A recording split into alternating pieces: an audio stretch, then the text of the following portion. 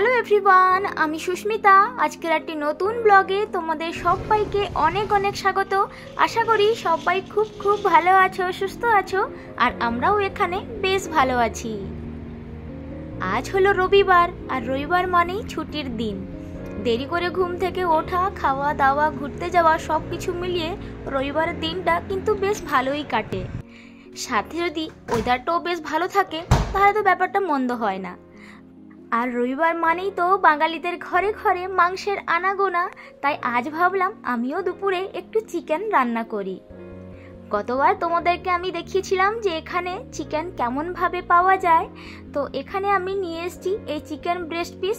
এখানে 500 গ্রামের মতো রয়েছে, আর এই 500 গ্রাম চিকেন ব্রেস্ট পিসের দাম হচ্ছে ওই 400 ইয়েন উইথ ট্যাক্স। আর ইন্ডিয়ান কারেন্সিতে এর দাম হচ্ছে ওই ধরো 234 টাকার মতো। তো এরা এত সুন্দর করে পরিষ্কার পরিচ্ছন্ন করে চিকেনগুলোকে ধুয়ে স্টোর করে রাখে যে বাড়িতে এসে এক্সট্রা করে ধোয়ার কোনো প্রয়োজনই হয় না। বাট আমি চাই যে একবার ওটাকে ধুয়ে তারপরে রান্না করি। তো আজ যে চিকেনটা আমি রান্না করব কোনো রকম তেল ছাড়াই রান্না করব। তো দেখলেই তো আমি একটা ছোট্ট বাটিতে ওই আদা এক টুকরো আর কিছু টুকরো রসুন নিয়েছি, আর একটু পেঁয়াজ আর কাঁচা লঙ্কা, আর এগুলোকে এখন আমি ভালো করে পেস্ট করে নেব।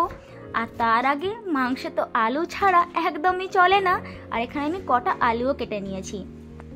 আর আমার এই মিক্সি জারটা এতটাই বড় যে হালকা একটু জল দিয়ে পেস্টটা করতে হয়েছে। তো এখানে আমি ম্যারিনেশন করে নিচ্ছি। প্রথমে এই পেস্টটা দিয়ে দিয়েছি, তারপরে এখানে ওই জিরে গুঁড়ো, ধনে গুঁড়ো আর একটু সবজি মশলা, আর সঙ্গে ওই 2 চামচ দই আর 2 চামচ টমেটো পিউরি এটাকে দিয়ে আর নুন একটু দিয়ে ভালো করে ম্যারিনেশন করে রেখে দিলাম। ততক্ষণে আমি এখানে ভাতটাও বসিয়ে নেব আর বাকি কাজকর্ম করে নেব। আর জানো এই রাইস কুকারে রাইসটা হতে এই 40 থেকে 45 মিনিটের মতো লাগে, তাতেই সুন্দর ঝরঝরে একটা ভাত রেডি হয়ে যায়। তো চলো এবার আমি চিকেনটাকে বসিয়ে নেব। যেহেতু আমি বললাম যে আজ আমি একদম বিনা তেলে চিকেনটা রান্না করব, তো এখানে প্যানে কিন্তু আমি কোনো তেল দিইনি। প্যানটা হালকা একটু গরম হওয়ার পর চিকেনগুলোকে দিয়ে দিয়েছি। আর ম্যারিনেশনের সময় তো দেখলেই যে আমি ওখানে কোন রকম তেলও ব্যবহার করিনি। তো কিছুক্ষণ পর ঢাকনাটা তুলে দেখি কি সুন্দর মাংসটা কষা তো হয়েই গেছে, আর অনেকটা তেলও বেরিয়েছে। দেখতে পাচ্ছ কতটা তেল বেরিয়েছে। তো এবার আমি চিকেনটাকে একটু হালকা গ্রেভি গ্রেভি রাখতে চাই, ওই জন্য অল্প জল দিয়ে ফুটাতে দেবো কিছুক্ষণ।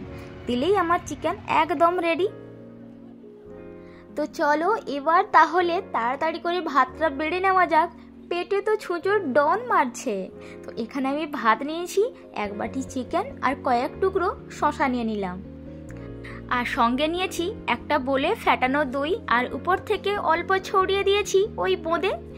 ব্যাস, তাতেই আজকের দুপুরের খাওয়া দাওয়ার একদম রেডি। জাস্ট ওয়াও লাগছে। আর সঙ্গে চালিয়ে দিয়েছি নিজেদের পছন্দের শো। প্রতিদিন তো নিজে একাই ফল কেটে ফল খাই, তবে আজ ভাবলাম একসঙ্গে অনেকটা ফল কাটবো আর দুজনে বসে মজা করে খাবো। তো এখানে আমি পুরো ইন্ডিয়ান ফ্ল্যাগ রেডি করে নিয়েছিলাম, তো ওটাই বলে দুজনে হাসাহাসি করছিলাম। অনেক তো খাওয়া দাওয়া মজা হই হট্টগোল হলো, তাই এবার ভাবছি একটু বাইরের থেকে না হালকা ঘুরে আসবো। কেন বলো তো, এখন বাজে ঘড়িতে ওই 4টে কি 4:30 মতো। কালকে থেকে তো আবার সেই একই দুজনের ডিউটি শুরু হয়ে যাবে, তাই ভাবছি সামনে স্টেশন রয়েছে ওখান থেকেই ঘুরে আসবো। ওখানে তো অনেক সুন্দর সুন্দর মল রয়েছে, তো চলো যাওয়া যাক। আর এই সবগুলি এত সুন্দর হয়, চারদিকে কি সুন্দর ঝা চকচকে জিনিসপত্র, একদম আয়নার মতো চকচক করছে। এই সব জিনিসপত্র দেখতে দেখতেই আমারও মনটা বেশ ভালো লাগে, আর সময়টা বেশ খানিকটা কেটে যায়। কখন যে সময়টা পেরিয়ে চলে যায় বোঝাই যায় না। সামনে না ভ্যালেন্টাইন্স ডে ছিল, ওই জন্য এখানে কি সুন্দর গিফটগুলো প্যাকিং করে রাখা ছিল। এতে এই সুন্দর সুন্দর গোলাপগুলো একটা সুন্দর বক্সের মধ্যে প্যাক করে রাখা আছে। ওগুলোকেই আমিও একটু ক্যামেরা বন্দি করে তোমাদের সঙ্গে শেয়ার করলাম। আর এখানে জানো তো এরা কিচেনের আইটেমের জন্য বেশিরভাগটাই ওই ক্রকারি সেটগুলো ইউজ করে থাকে। ওই যে চীনামাটির জিনিসগুলো খুবই পপুলার রয়েছে এখানে।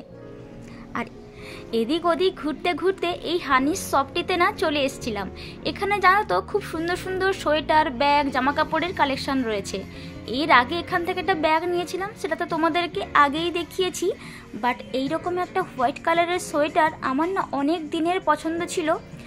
তবে একটা কথা না আমি অবশ্যই বলবো যে হঠাৎ করে কোনো কিছু পাওয়ার মজাটাই কিন্তু একদম আলাদা হয়। তো যাই হোক, এবার চলো বাইরে যাওয়া যাক। সন্ধেবেলা এই স্টেশনের বাইরেটাতে ঠিক এইরকম একটা সুন্দর দৃশ্য থাকে, খুব ভাল লাগে। তো আজকে আমি ভিডিওটা এখানেই রাখছি। যদি তোমাদের কিছু ভালো লেগে থাকে তাহলে অবশ্যই একটি কমেন্ট করো, লাইক করো আর সাবস্ক্রাইব করে পাশে থেকো। Bye bye.